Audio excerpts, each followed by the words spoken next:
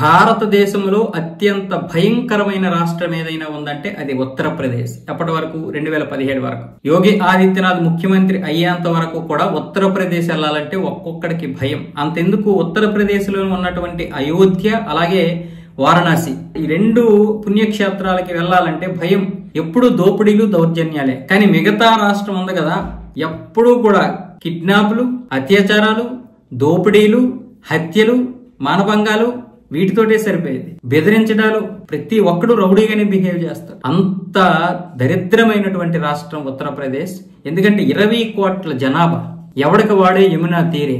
రోహింగ్యాలు, Pakistan Muslims, వ్యాపారస్తులు, దోపిడీ దౌర్జన్యాలు, ఈ దేశద్రోహులు అందరు ఇక్కడే ఉంటారు. ఇలాంటి పరిస్థితుల్లో 2017లో యోగి ఆదిత్యనాథ్ ముఖ్యమంత్రి అయిన తర్వాత ఆయన మొట్టమొదటిగా చేపట్టినటువంటి ఆపరేషన్ ఏంటంటే బుల్లెట్ రాజ్. ఈ గ్యాంగ్స్టర్లను బెదిరించాలన్నా, భయపెట్టాలన్నా, లేకపోతే వాళ్ళని అణచివేయాలన్నా బుల్లెట్ తోటే సమాధానం చెప్పాలి. ముల్లిని ముల్లితో తీయాలన్న విధంగా బుల్లెట్లకి బుల్లెట్ తోనే సమాధానం చెప్పాడు ఆయన. తుపాకులతో ఎవడైతే విరుచుకు పడేవాడో వాడికి తుపాకీతోనే సమాధానం చెప్పాడు. ఆయన వచ్చిన తర్వాత 2017 నుంచి ఇప్పటి వరకు కూడా 14,973 ఎన్కౌంటర్లు, 9,430 మంది కాళ్ళకి బుల్లెట్ గాయాలయ్యాయి.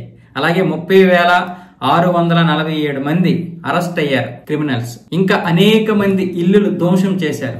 ఎంతో మంది ఈ చిన్నపిల్లల పైన, మహిళల పైన మానభంగాలు చేసినటువంటి వారి అందరూ ఆస్తులన్నీ కూడా జ్ఞప్తు చేశారు. ఇది కూడా పోలీసు వ్యవస్థకి చాలా అంటే చాలా స్వేచ్ఛ ఇచ్చాడు. అలాగే పోలీసు వ్యవస్థలో కూడా ఎవడైనా దొంగనా కొడుకుంటే వాడిని కూడా ఎన్కౌంటర్ చేసి పడేయండి అని చెప్పాడు. అలా ఎంతమందిని భయపెట్టారో, ఎంతమందిని బెదిరించారో అందరిని, అంటే పాత కాలంలో రౌడీలు చేసి వయసు అయిపోయిన తర్వాత ఆగిపోయినటువంటి వారిని కూడా వదలలేదు ఆయన. అంటే 30,500 మంది జైలుకి వెళ్లారంటే క్రిమినల్స్, 9,400 మందికి బుల్లెట్లు గాయాలయ్యాయంటే మిగతా వాళ్ళు ఎంతమంది భయపడి ఉంటారు? పెద్ద పెద్ద రౌడీలే, 250 మంది గ్యాంగ్స్టర్లే అరెస్ట్ అయిపోయారు. అందులో పెద్ద పెద్ద గ్యాంగ్స్టర్లు వీళ్ళని చూస్తే ఉత్తరప్రదేశ్ ఒక్కొక్కడికి ఇది.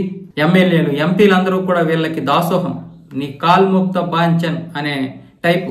అలాంటి వారిని కూడా లోపల దోశాడు. 238 మందిని చంపేశారు ఎన్కౌంటర్ లో. ఇంత చేశారు కాబట్టి ఈ రోజు ఉత్తరప్రదేశ్ లో సురక్షితమైనటువంటి రాష్ట్రాల్లో అది కూడా చేరింది. డీజీపీ, ఏసీపీ, సిపి అందరికి పూర్తిగా స్వేచ్ఛ ఇచ్చి ఎక్కడైనా ఎవడైనా సరే, అంతెందుకు ముఖ్యంగా మత ఘర్షణలు జరుగుతాయి అక్కడ. ఆ మత ఘర్షణలు కూడా ఈ రోజు అణచివేశారు. మసీదుల ముందు హిందువులు వెళ్తే చెప్పులు తీయించి నడిపించడాలు, చేతులు కాళ్ళతో నడిపించడాలు, ఇలా ఎన్నో రకాల నేరాలు చేశారు, ఎన్నో రకాల దౌర్జన్యాలు చేశారు. అందరు తాట తీసేశాడు యోగి ఆదిత్యనాథ్.